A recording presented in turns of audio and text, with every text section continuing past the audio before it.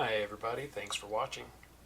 Today we're going to discuss something we all use daily, social media.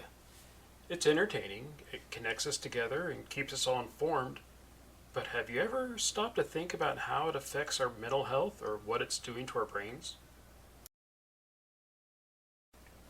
Social media is a huge part of all of our lives.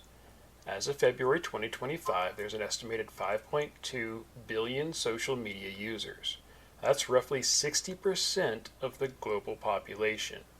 It's everywhere, driving communication across the globe. For many of us, it's the first thing we see in the morning and last thing we see at night. So often we hear about toxic behavior and cyberbullying, but we also see cases of connecting people and learning. So, is it good? Is it bad? How does it help or hurt us in our daily lives? Who's that cute little guy with the red tie? Just sit back and we can discuss the good, the bad, and what we can do to keep ourselves safe and healthy mentally. His name's Stick Guy, by the way. Okay, let's start with the positives. Social media keeps us all connected. Studies show that 67% of teenagers say social media helps them through the tough times.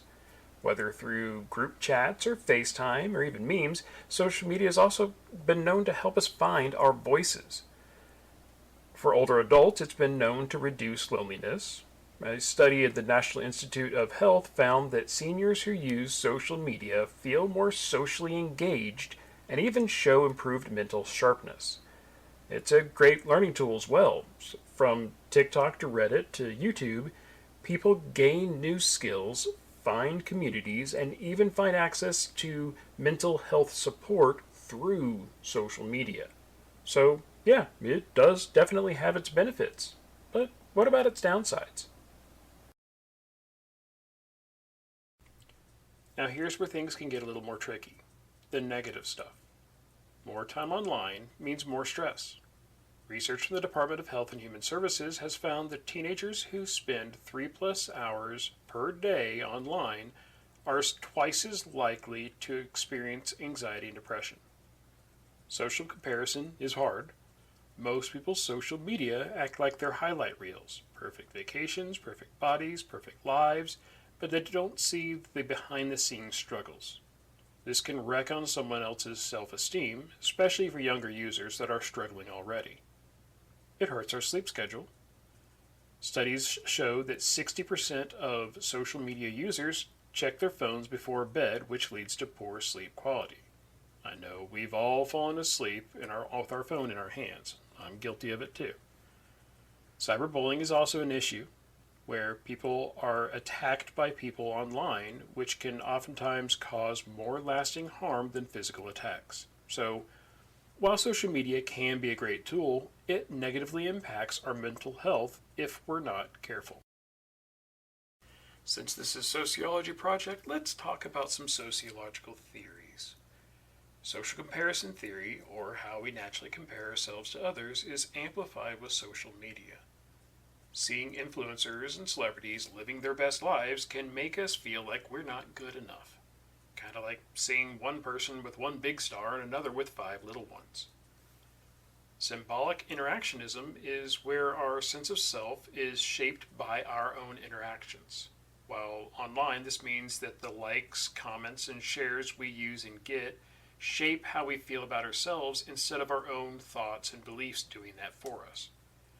McDonaldization in social media is fast, addictive, and designed to keep us engaged and scrolling.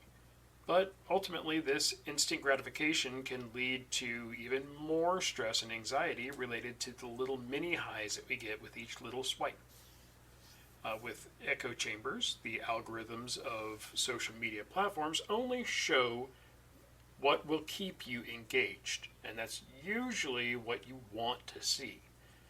This one sided viewpoint can easily lead to misinformation and a lack of compromise or compassion towards others. So, yeah, it's not just in our heads. Social media is designed to pull us in and shape how we see ourselves. Social media doesn't affect us all the same way.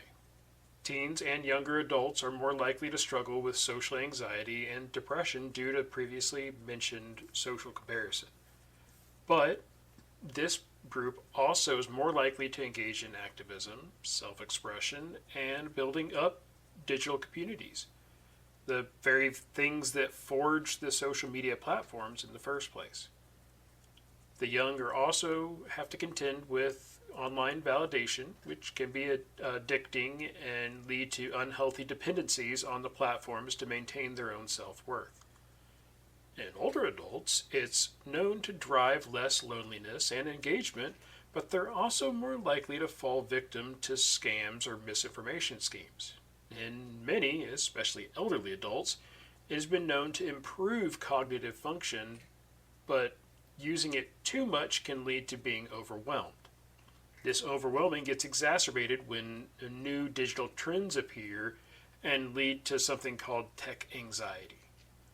While social media has different effects depending on who's using it, it's clear that all age groups are prone to its influence. Mind you, this isn't even touching on how it affects different races, religions, and sexual orientations. So, what can we do? Now let's talk about some solutions that can help us manage our mental health while still enjoying social media. We need to be more media literate and think critically about what we see online and recognize if a new trend is healthy or actually even real, or if it's misinformation or if it's toxic. We can try to motivate platforms to have stronger policies. Companies like TikTok or Facebook or Instagram could reduce harmful content and promote more positive, fact-checked content. We need to include more digital health features in our online world. Things like screen time reminders or take a break features can actually help us use social media more intentionally instead of addictively. Along the same lines, though, we need to create more boundaries within ourselves. Digital tools are great, but we need to have the power back into ourselves and not give it to the phone or the computer. We can encourage more face-to-face engagement. Don't get me wrong, FaceTime is great, but there's nothing like shaking someone's actual hand or giving a hug. Whether we like it or not, social media is here to stay. We need to learn how to use it wisely and recognize when and where it's helping and hurting.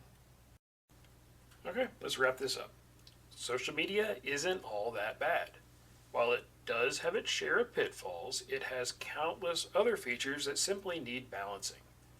If we focus on making the right choices when we use it, like when we put the phone down or when we stop doom scrolling at 2 a.m., we can avoid most of the danger. I'm going to leave you here with one question. How can you improve your social media habits today? Because really, in the end, it's not just about the platforms themselves, it's about how we interact with them that makes them helpful or not.